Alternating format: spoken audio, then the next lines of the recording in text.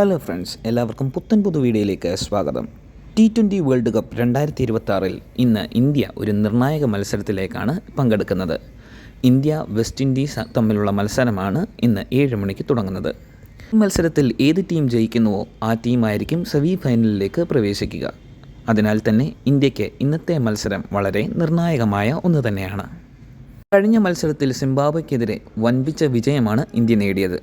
സഞ്ജു സാംസണിൻ്റെ ഓപ്പണിങ്ങും ഇന്ത്യയെ നല്ല രീതിയിൽ തുണച്ചു എന്നാണ് ടീം അധികൃതർ പറയുന്നത്.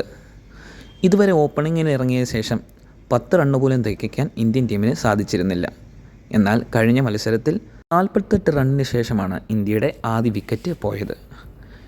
ഇന്ത്യ ഇതുവരെ കളിച്ച മത്സരങ്ങളിൽ വെച്ച് ഏറ്റവും കൂടുതൽ സ്കോർ നേടിയതും കഴിഞ്ഞ മത്സരത്തിലാണ്.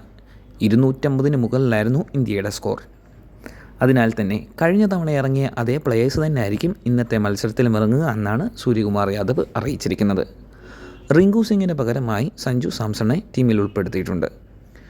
ഓപ്പണിംഗ് സഞ്ജു സാംസണും അഭിഷേക് ശർമ്മയും ഇറങ്ങുമെന്നാണ് ഇപ്പോൾ കിട്ടുന്ന വിവരങ്ങൾ. ഇന്ത്യക്ക് ഇന്നത്തെ മത്സരം വളരെ നിർണായകമാണ്.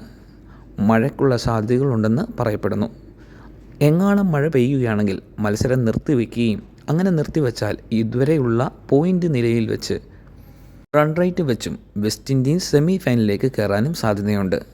മഴ പെയ്യാതെ കളി നടക്കുകയാണെങ്കിൽ ഇന്ത്യക്ക് വെസ്റ്റ് ഇൻഡീസിനെതിരായുള്ള വിജയസാധ്യത ഏറെയാണെന്നാണ് ആരാധകരും ക്രിക്കറ്റ് ലോകവും പറയുന്നത്. നല്ലൊരു ബാറ്റിംഗ് നിര തന്നെയാണ് ഇന്ത്യൻ ടീമിനുള്ളത്. വെസ്റ്റ് ഇൻഡീസിനും ഇതുപോലെ തന്നെ നല്ലൊരു ബാറ്റിംഗ് നിര തന്നെ ഉണ്ട്. ബോളിങ്ങിൽ ബുംറയും കഴിവുള്ള നിരവധി പേരും ഇന്ത്യൻ ടീമിലുണ്ട്. എന്നാൽ കഴിഞ്ഞ തവണ ശിവൻ ദുബെയിൽ നിന്ന് നിരവധി അടികളാണ് സിംബാബ്വെ പോലുള്ള ചെറിയ ടീമും അടിച്ചെടുത്തത്. അതിനാൽ ബോളിംഗ് നില കൂടുതൽ മെച്ചപ്പെടുത്താനാണ് ഇന്ത്യൻ ടീം പരിശ്രമിക്കുന്നത്. എന്താണ് നിങ്ങളുടെ അഭിപ്രായം? നിങ്ങളുടെ അഭിപ്രായം കമൻറ്റുകളായി അറിയിക്കുക.